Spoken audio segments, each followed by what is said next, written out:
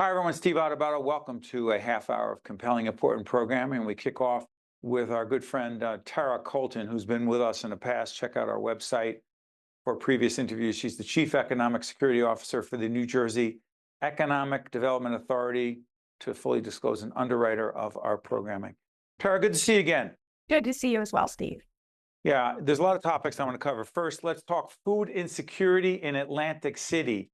Why is it such a terrible problem in Atlantic City? And B, what is the Economic Development Authority doing in that regard? Yeah, we're really excited to be working to comprehensively try and address food insecurity and food access in Atlantic City. Atlantic City is so unique for so many reasons, including where it is geographically. But as many of us know, they've also been without a full service supermarket for nearly 2 decades.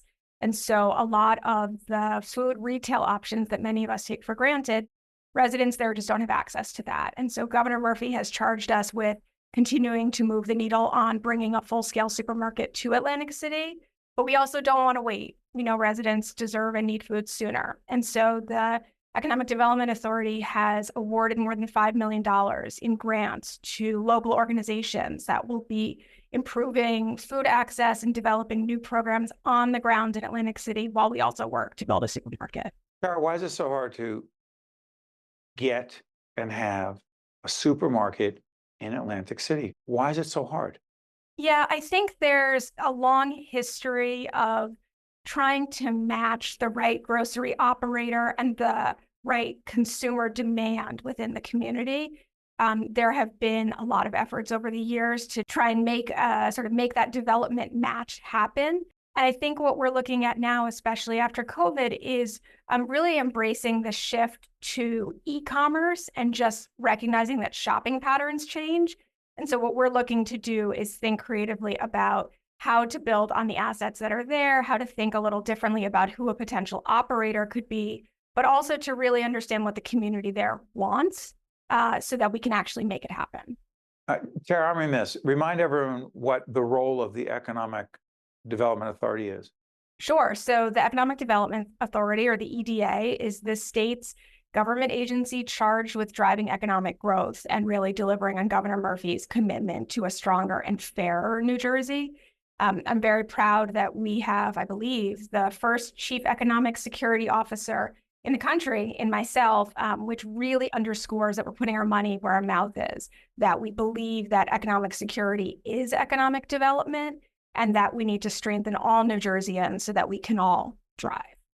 You know, along those lines, one of the things that I've always found interesting, and check out previous interviews with Tim Sullivan, the CEO of the Economic Development Authority, is that economic development initiatives are defined in some interesting and unique ways by the EDA. I'll be more specific.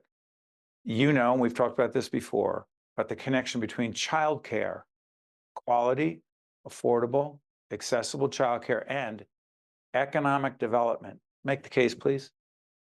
I think, as our CEO has said, if COVID didn't convince you about the importance of childcare to our economic stability and growth, very little will. I think there is no question that the data show how access to high quality, affordable, accessible childcare allows parents and caregivers, particularly mothers, to enter or re-enter the workforce. But we also know that there aren't enough spaces in high quality programs. And so we're really proud to be leading the charge. We're dedicating over $115 million to improving childcare in New Jersey so that Break that down. I'm sorry for interrupting, Tara. $115 million goes where? Yeah, so we are making, we believe it's the third largest investment of any state, only after California and Texas, in improving childcare facilities. So we're giving grants of up to $200,000 to hundreds and hundreds of childcare centers up and down the state for them to do what? To expand into new rooms that have long sat vacant, to replace unsafe playgrounds, to improve the windows and allow them to open and get natural light. We expect that this will result in thousands of new spaces and slots for children in New Jersey, especially infants and toddlers. So I'm curious about this. Is it fair to say that, and this, I'm going to give you a quote, and then I want you to play on this because I'm trying to understand. Yeah. It feels as if there's a redefining of what economic development really means. You said, quote, you can't throw money at a problem. It's really an investment in our people. So economic development is an investment in people. Explain that. Yeah, I mean, I think that historically economic development has been focused on the return on investment in the short term. How many immediate jobs are being created? How much tax revenue are we going to obtain from this investment? And those are all real and meaningful and profound. They matter. They matter. Absolutely. But what we're talking about are really investments that could take decades or even generations to have that lasting impact. And so thinking differently about what the economic impact is and knowing that we may not see it immediately, but that we're making the kinds of smart contributions to shore up the economy for what people really need so that they can avail themselves of all of the exciting work that's underway in New Jersey. Let me push back a little bit. Historically, people in public life, elected officials, politicians, they're big on the photo op. Yeah, you know where I'm going. Shovel in the ground, hard hats that they only wear that day or that minute and never again. Neither do I. So I just want to make it clear I'm not great with my hands that way. That being said, that projects shoveled in the ground, photo ops have been the definition of economic development for decades. Are you saying that beyond the EDA, that trying to get public officials to think about economic development differently is part of your mission? Yeah, absolutely. I think those photo ops and the shovels in the ground are really important markers. They matter. They bring a symbolism. What matters is then the ribbon cutting and being able to deliver on the commitment that was made. And so I think that pushing the boundaries of what it means to see impact in our economy and thinking differently and just more broadly about how that's measured, whether it's improved health outcomes, reduced absenteeism at work because parents now have reliable childcare, the ability of companies to, hire and grow the workforce that they want and need because people have their basic needs met. I think that that's something that isn't as neatly tied up in a bow or a ribbon, but it shows impact. And so we're trying to, again, push those boundaries so that we can have an economy that works for everyone. Sometimes there isn't a photo op when you're making a difference. It's not so visual.